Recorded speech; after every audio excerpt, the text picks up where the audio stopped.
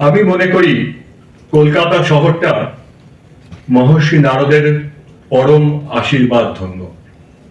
এই উপমহাদেশের প্রথম সংবাদপত্র ইংরেজি ভাষায় হিক্স বেঙ্গল গেজেট কলকাতা থেকে 1780 সালে শুরু হয়েছিল।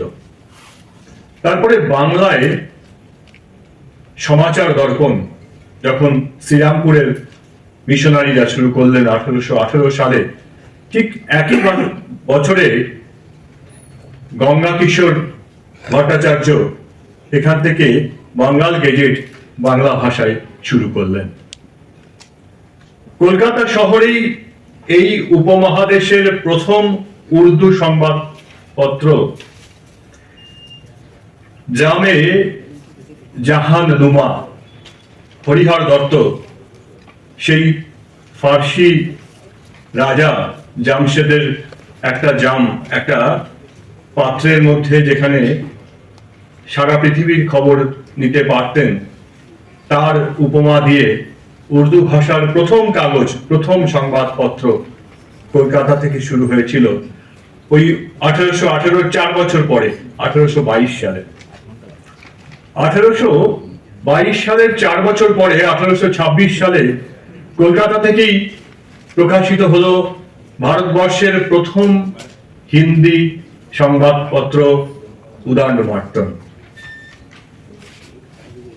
উদিত সূর্য, রাইজিং সান। তাই এই প্রত্যেকটা কাজের সঙ্গে সংবাদপত্র, সংবাদ জগতের প্রত্যেকটা জায়গার সঙ্গে তার উষা লগ্নের সঙ্গে কলকাতা শহর জড়িয়ে আছে।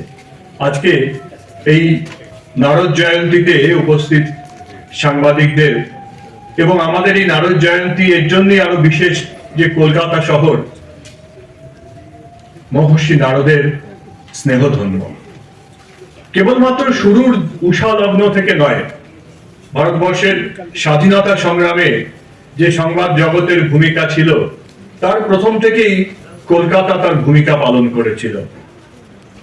সিপাহী বিদ্রোহের মাত্র 2 বছর অতিক্রান্ত হয়েছে 1859 সালে, যখন নীলকর সাহেবদের নিদারুণ অত্যাচারে কলকাতার কাছাকাছি উত্তর 24 পরগনা, তখন 24 পরগনা ছিল, তার রায়তদাররা যারা নীলের দাদন নিয়েছেন তাদের অসহনীয় অবস্থা, তার জন্য একজন সাংবাদিক হরিশচন্দ্র মুখোপাধ্যায় তার হিন্দু প্যাট্রিয়টে লিখে যাচ্ছেন এই অন্যায়ের কথা। নীল দর্পণ লিখেছিলেন দীনবন্ধু মিত্র, অনুবাদ করেছিলেন, অনেকে বলেন যে মাইকেল মধুসূদন দত্ত কিছুটা করেছিলেন, জেমস লং এর নামে তা প্রকাশ পেয়েছিল। এই নীল দর্পণের অনুবাদ আর হিন্দু পেট্রিয়টে বর্ণিত নিদারুণ অত্যাচারের কাহিনী যখন ইউরোপে পৌঁছলো, ইউরোপের সাংবাদিকরা লেখা শুরু করলেন, ম্যানচেস্টারে একটা কাপড়ের বান্ডিলও নেই যার মধ্যে ভারতীয় কৃষাণের রক্ত লেগে নেই। কলকাতা থেকেই সেই প্রতিবাদ উঠেছিল। তখন সবে মাত্র সিপাহী বিদ্রোহ শেষ হয়েছে, ইংরেজ ধীরে ধীরে রানীর শাসনের দিকে যাচ্ছে কোম্পানির শাসনের থেকে, ইংরেজ আর ঝুঁকি নেয়নি। কলকাতায় কমিশন বসেছিল, কমিশনে সাক্ষী দিয়েছিলেন সাংবাদিক হরিশচন্দ্র মুখোপাধ্যায়। হরিশচন্দ্র মুখোপাধ্যায় মেরুদণ্ড সোজা করে, মাথা উঁচু করে, বুক চিতিয়ে তার বয়ান দিয়েছিলেন। এটা ইংরেজ কিন্তু কখনো বলেনি। তাকে থানাতে ডেকে তাকে অত্যাচার করে অর্থনৈতিকভাবে তার উপরে অত্যাচার নামিয়ে এনে তাকে ধীরে ধীরে শারীরিকভাবে মানসিকভাবে বিপর্যস্ত করে তুলেছিলেন। অত্যন্ত কম বয়সে, 34 বছর বয়সে মারা গেলেন হরিশচন্দ্র মুখোপাধ্যায়। হরিশচন্দ্র যখন মারা গেলেন তারপরেও কিন্তু ইংরেজের সেই অত্যাচার থামেনি।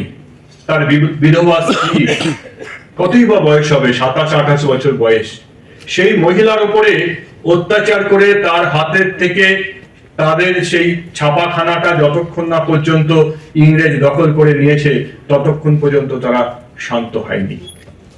এই নিদারুণ অত্যাচার একজন সাংবাদিক, কলকাতার একজন সাংবাদিক সহ্য করেছিলেন। কিন্তু কলকাতার মানুষ, বাংলার মানুষ কারোর নিঃস্বার্থ ত্যাগকে কখনো ভোলে না। হরিশ মারা গেল, জেমস লং এর কারাগার হলো, তার 3-4 বছরের মধ্যে বাংলার গ্রামে গ্রামে চারণ কবিরা গাইতে শুরু করলেন, নীল বাদরের জ্বালায় সোনার বাংলা হলো ছারখার, অসময়ে হলিস মল লঙের হলো কারাগার। তাই এই সংবাদ জগতের যে মানুষ সাহসের সঙ্গে মাথা উঁচু করে প্রতিবাদের কণ্ঠ তোলেন, বাংলার মানুষ তাদেরকে কখনো ভোলেন না। আর এই যে লড়াইয়ের বীজ, যে রক্ত হরিশ আমাদের মধ্যে দিয়ে গেলেন, সেটা স্বাধীনতা সংগ্রামের পুরো সময়ে আমরা দেখতে পাই। সংবাদ জগতের স্বদেশী আন্দোলনের স্বাধীনতার একেবারে ওপরে আছে বাংলা। বন্দে মাতারামের 150 বছর, বন্দে মাতারাম গান রচনা করেছিলেন সাহিত্য সম্রাট বঙ্কিমচন্দ্র চট্টোপাধ্যায়। কিন্তু বন্দে মাতারামকে যুদ্ধ ঘোষ, বন্দে মাতারাম মন্ত্র দিয়েছিলেন শ্রী অরবিন্দ, ঋষি অরবিন্দ। 1905 সাল বঙ্গভঙ্গ ঘোষণা হলো, তার 1 বছর আগে 1904 সালে ইউনিভার্সিটি রেগুলেশন অ্যাক্ট তৈরি হলো। এই দুটো ঘটনা বাংলা সহ সারা ভারতবর্ষের মানুষকে বোঝালো, আর নয় সোফা নো ফাদার। ইংরেজের বিরুদ্ধে বলতে হবে, বঙ্গভঙ্গের বিরুদ্ধে মহারাষ্ট্রে আন্দোলন হলো, বঙ্গভঙ্গের বিরুদ্ধে পাঞ্জাবে আন্দোলন হলো, বঙ্গভঙ্গের বিরুদ্ধে মুলতানে আন্দোলন হলো, বঙ্গভঙ্গ সর্বভারতীয় আন্দোলন হলো। আর এই সর্বভারতীয় আন্দোলনের মূল যুদ্ধ ঘোষ হলো বন্দে মাতরম। বন্দে মাতরম বলে স্বদেশী আন্দোলন হলো, বিদেশি কাপড় পরানো হলো।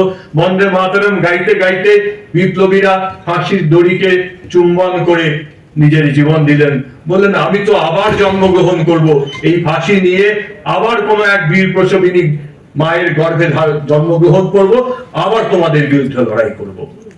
তাই প্রত্যেকটা আন্দোলনের সময় প্রত্যেকটা জায়গায় এক একটা সংবাদপত্র ছিল।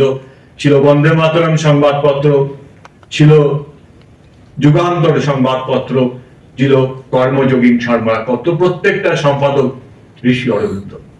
তাই সংবাদ মাধ্যমের এই যে ধারাবাহিক যোগদান কলকাতার মাটি থেকে ভারতবর্ষের স্বাধীনতা সংগ্রামের মধ্যে হয়ে গেছে, সেটা ভোলার নয়।